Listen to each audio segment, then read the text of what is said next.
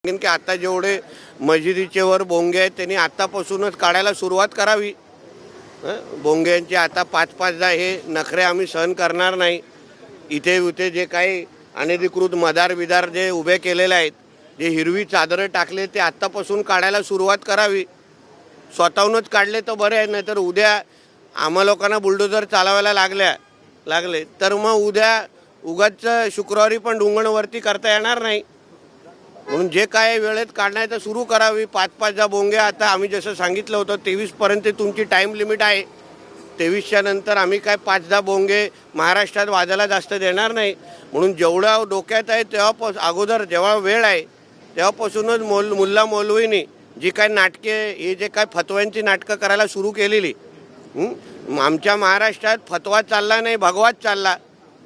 म्हणजे काय ते नेमानी विमानी नावाचे जे काही मूल्य आहेत, मौलवी आहेत, ज्यांनी खूप फडफड केली, हे काय उलमा जे काही बोर्ड आहेत त्यांनी आत्ताच आपल्या शटर बंद करून टाळा लावून इथून पळून जावं, नाहीतर उद्या आम्हाला तुमची शिकार करण्याची वेळ आणून देऊ नका।